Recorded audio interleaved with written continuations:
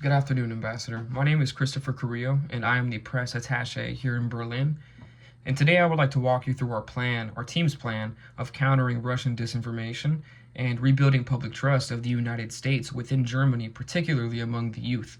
We live in a challenging, information driven environment where misinformation spreads rapidly, and the image of the US can either protect or undermine our foreign policy goals. So, with that being said, let's dive right into it. Right now, we're experiencing a lot of Russian disinformation and narratives being pushed inside of Germany that the United States provoked the war in Ukraine, and that we're also putting unnecessary pressure, military pressure, on Germany. At the same time, public sentiment within Germany, particularly among the youth, is shifting.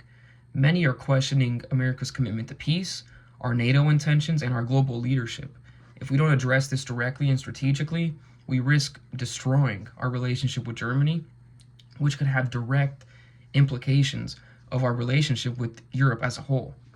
So here's how I think we should fix that. First, we need to flat out reframe the narrative. We need a peace first diplomacy message. Key word there, diplomacy. We need to emphasize the US is committed to diplomacy, to ceasefire negotiations, and to building a democratic, long lasting future in Ukraine. Our key message here, the US supports not just Ukraine, but it supports all who seek peace and sovereignty. And we support it through clear, actionable diplomatic steps. Second, I think we should go on a full media blitz with this messaging. I would like to assign our foreign service officers to partner with German media professionals on interviews, op-eds, press pieces, public appearances. We need to tackle TV, radio, digital, and most importantly, social media. This is how we are going to grab the attention of the youth. Now, we would like to position you, Ambassador, and the entire embassy team for media appearances to explain the US Germany unity and why it is so important for our mutual interests and for global peace and stability. Third, I would like to launch a public diplomacy push with the German youth. How do we do this? Well, I think every quarter we should go to the most popular universities within Germany, host kind of student Q&A seminars to focus on American values, our NATO intentions, and America's role in foreign peace and how our foreign policy reflects that. We also will need to push digital content, short, punchy, informational videos with infographics on TikTok, YouTube, Instagram, Facebook, kind of proving and backing up the claims that the embassy team will be making here in these media appearances.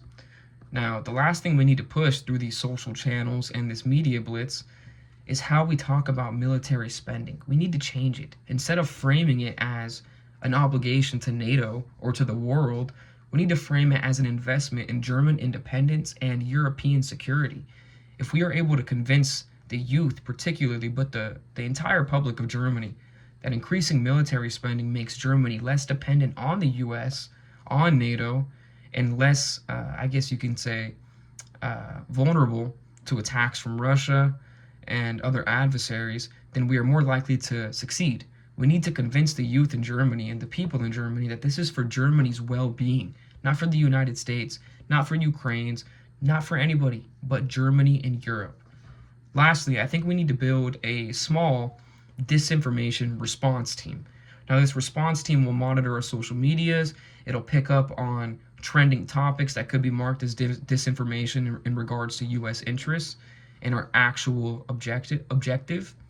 They should monitor false narratives weekly, monthly, and respond to them via Instagram stories, TikTok videos, and really get the message out there that we are aware of this disinformation, and here's why it's disinformation, and here's what we're actually trying to do. Now, the timeline for this media blitz, I think the first week or two, the social media messaging needs to begin. There needs to be a strong push on social media. We need to have strong outreach to media channels and direct a lot of attention to our social medias.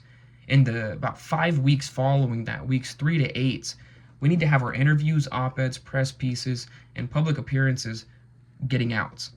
Our first university seminar needs to take place in this 3 to 8 week period, and the reason why it's so urgent to get this done right after the social media messaging begins is we don't want it to fall on deaf ears. We don't want to start our social media messaging, kind of get too carried away with that and not capitalize on it with in-person public appearances on the messaging we're pushing. Now, in the months following, 3 to 6 months down the road, we need to assess the strategy entirely. Is it working? What's going well? What's going wrong?